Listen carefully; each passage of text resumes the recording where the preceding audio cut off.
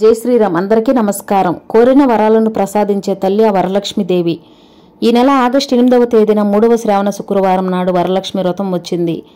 ఎవరైతే ఈ వరలక్ష్మి వ్రతాన్ని చేసుకుంటారో అలాంటి వారికి అష్టలక్ష్మి ఆశీర్వాదం కలుగుతుంది. మీ సమస్యలన్నీ వెంటనే తొలగిపోయి మీ ఇల్లంతా కనకవర్షంతో నిండిపోతుంది. అయితే వరలక్ష్మి వ్రతం చేసే ఆడవారు తప్పనిసరిగా కొన్ని ముఖ్యమైన పూజా సామాగ్రిని ముందుగానే సిద్ధం చేసుకొని పెట్టుకోండి. వరలక్ష్మి పూజలో ఎలాంటి లోపం లేకుండా లక్ష్మీదేవిని పూజించి ఐశ్వర్యాన్ని పొందండి.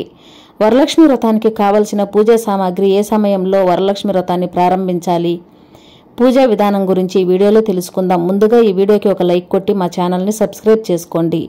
లైక్ కొట్టడం మాత్రం అస్సలు మర్చిపోకండి. అలాగే జై శ్రీరామ్ అని కామెంట్ చేయండి. పెళ్లైన ఆడవారు దీర్ఘ సుమంగలిగా ఉండాలంటే ఈ వరలక్ష్మి వ్రతాన్ని తప్పనిసరిగా ఆచరించాలి. మీ భర్తకు అలాగే మీ పిల్లలకు చాలా మంచి జరుగుతుంది. కాబట్టి వరలక్ష్మి వ్రతాన్ని చేసే ఆడవాళ్ళు ఒకరోజు ముందుగానే పూజా సామాగ్రిని సిద్ధం చేసుకోండి. వరలక్ష్మి వ్రతానికి కావలసిన ముఖ్యమైన పూజా సామాగ్రి ఏమిటంటే 100 గ్రాముల పసుపు కుంకుమలు, గంధం డబ్బాను సిద్ధం చేసుకోండి. రంగు కలిపిన పసుపు కుంకుమలు కాకుండా నాణ్యమైన వాటిని ఎంచుకోండి. అలాగే గులాబీ పూలు లేదా తామర పువ్వులు ఏర్పాటు చేసుకోండి. గులాబీ పూలతో వరలక్ష్మీదేవిని పూజిస్తే డబ్బు పరంగా బాగా కలిసి వస్తుంది. అలాగే తామర పువ్వులతో వరలక్ష్మీదేవిని పూజిస్తే సకల ఐశ్వర్యాలు మీ కుటుంబానికి కలుగుతాయి. ఇక తమలపాకులు, అరటిపండ్లు మొక్కలను సిద్ధం చేసుకోండి. ఇక మీ స్తోమతను బట్టి అమ్మవారికి చీరను పెట్టుకోండి లేదా ఒక జాకెట్ ముక్కను సమర్పించండి. కాబట్టి ఒక పసుపు రంగు చీరను ముందుగానే సిద్ధం చేసుకోండి. అమ్మవారికి సమర్పించే తాంబూలంలో తప్పనిసరిగా 2 తమలపాకులు, 2 అరటిపండ్లు, 2 వక్కలు, పసుపు కుంకుమలను పెట్టి అమ్మవారి ముందు పెట్టుకోవాలి. ఇక అమ్మవారి పూజలో 5 రకాల పండ్లు ఉండాలి లేదా అరటి పండ్లు ఉన్నా సరిపోతుంది. ఇక మంచి సువాసన గల అగరబత్తులు అలాగే కర్పూరాన్ని సిద్ధం చేసుకోండి. ఎక్కడైతే మంచి పరిమళాలు ఉంటాయో అక్కడ లక్ష్మీదేవి నాట్యం చేస్తుంది. ఇక లక్ష్మీ పూజలో ముద్ద కర్పూరం వెలిగిస్తే చాలా మంచిది.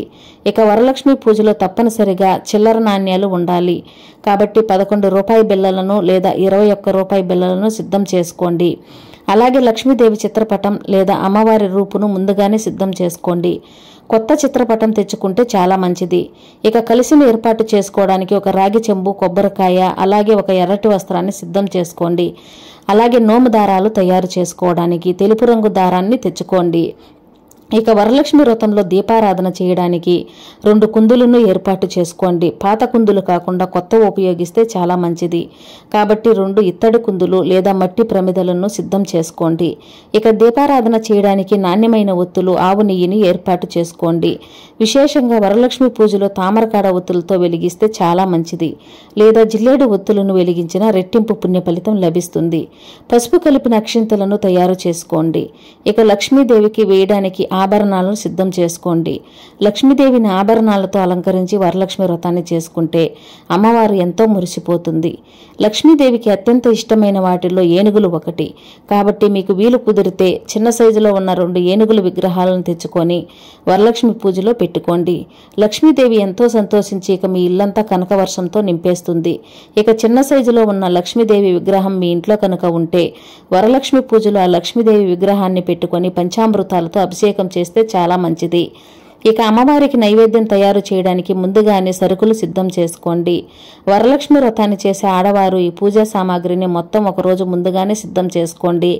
ఇక ఆగస్టు 8వ తేదీన వరలక్ష్మి వ్రతాన్ని ఆచరించే ఆడవాళ్లు తెల్లవారుజామునే నిద్రలేచి ఇల్లంతా శుభ్రం చేసుకుని ఇంటి గుమ్మానికి పసుపు రాసి ఇంటి ముందు ముగ్గులు వేసి మామిడి తోరణాలతో ఇంటి గుమ్మాన్ని అలంకరించుకోండి.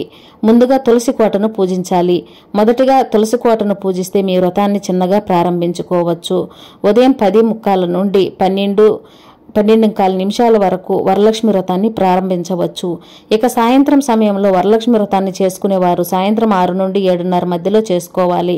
వరలక్ష్మి వ్రతాన్ని చేసే ఆడవారు పసుపు రంగు చీరను కానీ, ఎరుపు రంగు చీరను కానీ, ఆకుపచ్చ రంగు చీరను కానీ కట్టుకోవాలి. ముందుగా నైవేద్యాలను తయారు చేసుకోండి. వరలక్ష్మి పూజలో తప్పనిసరిగా ఉండాల్సిన నైవేద్యాలు ఏమిటంటే పాలతో చేసిన పరమాన్నం, పులిహోర, బెల్లం పానకం, వడపప్పు అలాగే గారెలు. ఈ 5 రకాల నైవేద్యాలు సరిపోతాయి. ఇక మీకు ఉన్న స్తోమతను బట్టి ఇతర నైవేద్యాలను కూడా నివేదించవచ్చు. శుభ సమయంలో వరలక్ష్మి వ్రతాన్ని ప్రారంభించే ముందుగా కలశాన్ని ఏర్పాటు చేసుకోవాలి. ముందుగా ఒక ఎర్రటి వస్త్రాన్ని పరిచి ఆ వస్త్రం పైన బియ్యం పోసి బియ్యం పైన కలశాన్ని పెట్టుకోవాలి. కలశానికి పసుపు కుంకుమలు బొట్లు పెట్టి కలశంలో నీళ్లు పోసి పసుపు కుంకుమలను కూడా వేసి కలశం పైన కొబ్బరికాయను ప్రతిష్ఠించి కొబ్బరికాయను అమ్మవారి రూపంగా భావించి పసుపు రాసి కుంకుమ బొట్లు పెట్టి కొబ్బరికాయకు ఎర్రటి వస్త్రాన్ని చుట్టి ఈ కలశాన్ని పూలతో అలంకరించుకోవాలి. కలశం పక్కనే అమ్మవారిని ప్రతిష్ఠించుకోవాలి. లక్ష్మీదేవికి కుంకుమ బొట్లు పెట్టి గులాబీ పూలతో అలాగే ఆభరణాలతో అలంకరించుకోండి. ఇక పూజ చేసే ఆడవారు మీ చేతికి కట్టుకోవడానికి నోము దారాలు అంటే తోరణాలు తయారు చేసుకోండి. ఒక తెల్లటి దారాన్ని 5 పోగులుగా తీసుకొని లేదా 9 పోగులుగా తీసుకొని ఆ దారానికి పసుపు రాసి పూలు కట్టి ఆ కంకణాలను అమ్మవారి దగ్గర పెట్టుకోండి. ముందుగా పసుపు గణపతిని తయారు చేసి గణపతికి నమస్కారం చేసుకొని వరలక్ష్మి వ్రతాన్ని ప్రారంభించాలి. ముందుగా దీపారాధన చేసి అమ్మవారికి తాంబూలం సమర్పించాలి. అలాగే నైవేద్యాలను నివేదించండి. మహాలక్ష్మి అష్టకాన్ని చదువుతూ లక్ష్మీదేవిని పూజించాలి. లేదా ఓం లక్ష్మీదేవియే నమః అనే మంత్రాన్ని 108 సార్లు చదవండి. ఇక చివరగా అమ్మవారికి హారతి సమర్పించి అమ్మవారికి నమస్కారం చేసుకుని తలపై అక్షింతలు వేసుకుని మీ వ్రతాన్ని ముగించుకోవచ్చు. ఇక మీ ఇంటికి ముత్తైదువులను పిలిచి వాయనం సమర్పించాలి. ముత్తైదువులకు సమర్పించే వాయనంలో 2 తమలపాకులు, అరటిపండ్లు, వక్కలు, గాజులు అలాగే నానబెట్టిన శనగలు ఉండాలి. కనీసం 5 ముత్తైదువులను పిలిచి కాళ్లకు పసుపు రాసి కుంకుమ బొట్టు పెట్టి వాయనం అందించాలి. ఈ విధంగా వరలక్ష్మి వ్రతాన్ని చేసే ఆడవారు ఒక పూట ఉపవాసం ఉంటే ఆ వరలక్ష్మీదేవి అనుగ్రహంతో మీ ఇల్లంతా కనకవర్షంతో నిండిపోతుంది.